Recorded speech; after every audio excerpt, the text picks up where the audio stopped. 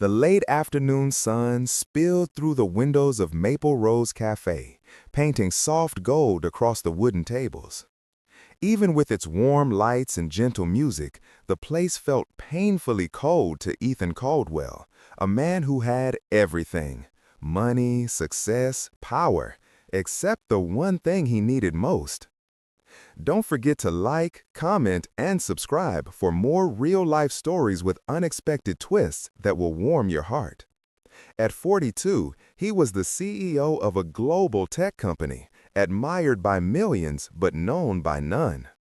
He had lost his parents young, never married, and buried himself in work so deeply that life outside his office felt like an unfamiliar country.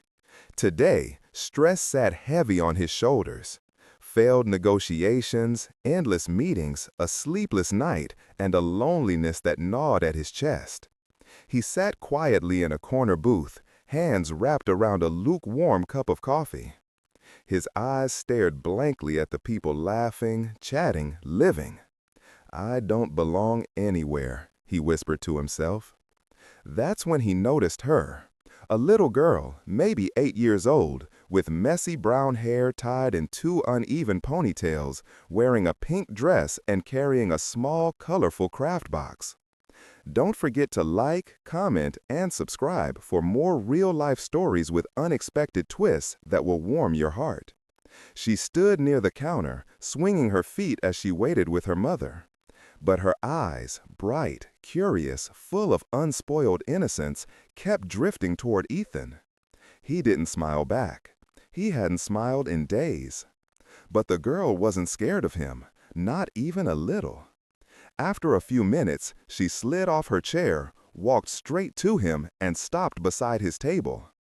Ethan blinked in surprise. "Hello," he said softly, unsure. She didn't say a word, only placed the little craft box in front of him with both hands. "It's for you," she whispered. Ethan stared at it, confused. The box was blue, decorated with tiny stars and glitter, clearly made by small, patient hands. "For me?" he asked. She nodded with a proud little smile. "My teacher says we should give something nice to someone who looks like they need it." His throat tightened. He slowly opened the box. Inside was a tiny note written in crayons. "You look sad. It's okay to be sad.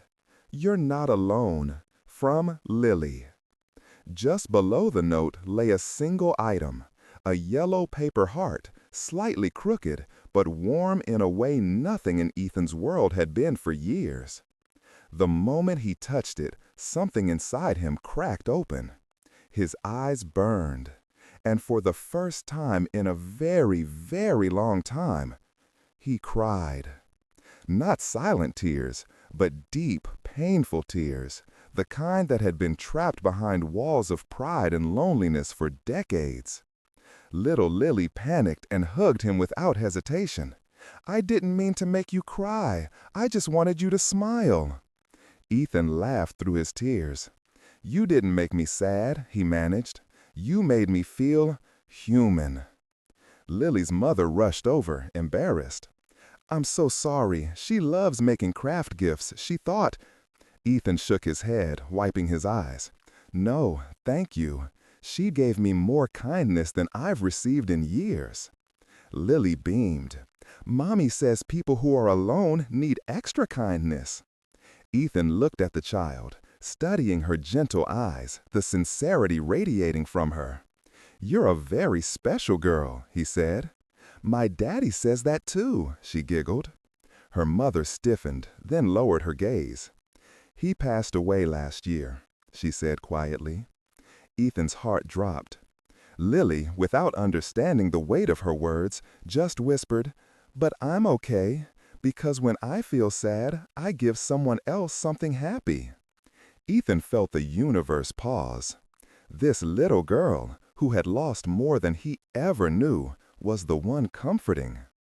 Lily's mother gathered their things to leave, but Ethan stopped them gently. "Would you join me for a hot chocolate? I'd really like the company." Lily squealed happily.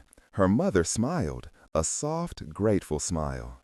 For the first time ever, Ethan shared a table not as a CEO, not as a businessman, but simply as a man who needed people more than he realized. They talked for an hour about school, drawings, life, grief, healing. Lily made him a second paper heart right there on a napkin. Before leaving, she hugged him tightly. "You can keep the box forever," she said. "It's magic. It helps broken hearts." Ethan's voice shook. It already did. As Lily skipped outside holding her mother's hand, Ethan watched them with a warm heaviness in his heart. For the first time in years, he didn't feel alone. From that day on, Ethan visited Maple Rose Café every weekend.